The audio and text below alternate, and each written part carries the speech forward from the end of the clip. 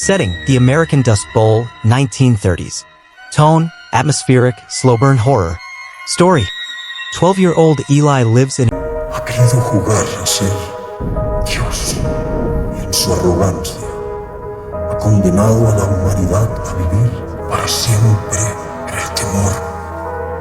Lamento haber vivido lo suficiente para saber que somos capaces de acabar con nuestra propia especie. A dried-up farming town swallowed by sandstorms and starvation. People vanish without a trace, and everyone blames the cursed orchard on the hill, a dead grove where no birds sing and bones grow like fruit on the trees. One day, Eli is dared by other kids to steal a bone apple. He does. That night, the ground outside his shack splits open and out... Con solo apretar un botón. ¿Dónde estoy?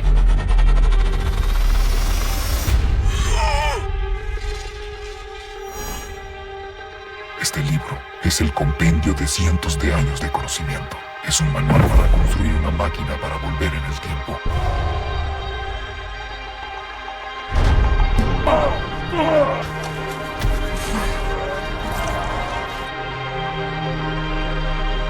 ¿Acaso yo la maté, padre? ¡Yo la maté! Crawl grinning, soil-covered corpses with empty eye sockets and twisted limbs. These are the orchard's keepers, once-starved souls who fed the tree with their flesh. Now they want Eli to return what he took. As he runs barefoot through the dust storm, the orchard stretches impossibly across the land. Every path leads back to the bone tree. It's not just a chase. It's a harvest. 5. Sumpadara, Curse of Blood. Setting, a remote fishing village in Indonesia. Tone, mythic horror, regional supernatural elements. Story, 10-year-old Putra works on the docks cleaning nets for pennies. One morning, the village wakes up to blood flooding the shoreline. No fish, only red water and bones. An elder warns. The sea gods are angry. Years ago, the village sacrificed children to stop a spreading disease. The dead children, thrown into the sea, have returned as Lot Maddie, the drowned ones. As Putra fishes for scraps on a forbidden beach, pale, bloated children with black eyes rise from the tide, chanting the names of their killers. Putra didn't do anything, he wasn't even born yet. But they say the blood debt passes on. Now barefoot and bleeding from coral cuts, he races through jungle trails and flooded shrines.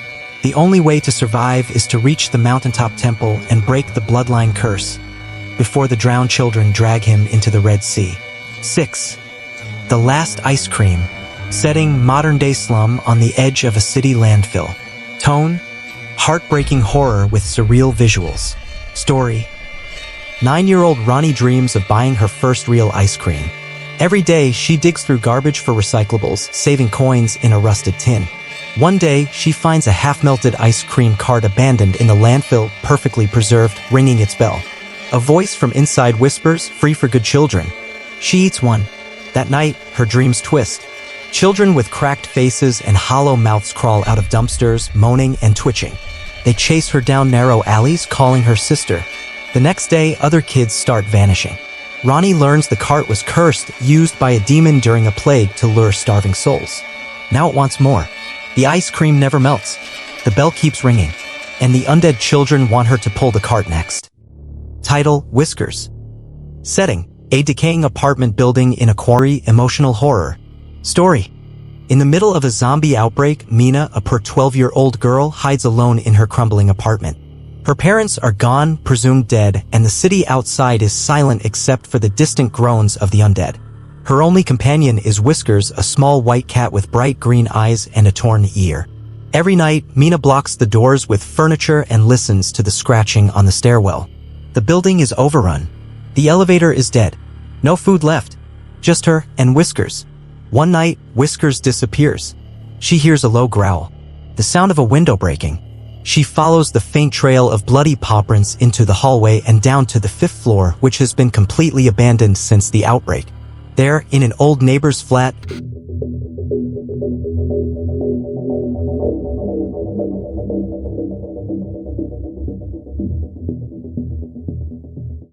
the wall bulges. Suddenly, it splits. A zombie child, eyeless and skeletal, crawls through the crack, its body twitching and clicking like an insect. It wears a school uniform, and it knows her name. It whispers it in a dead, gurgling voice. Minea! She screams and runs, but Whiskers doesn't. He stands between her and the zombie, hissing. As the zombie lunges, Whiskers leaps at its face, scratching and biting, but it's too late. The zombie grabs the cat, crushing its spine with a snap.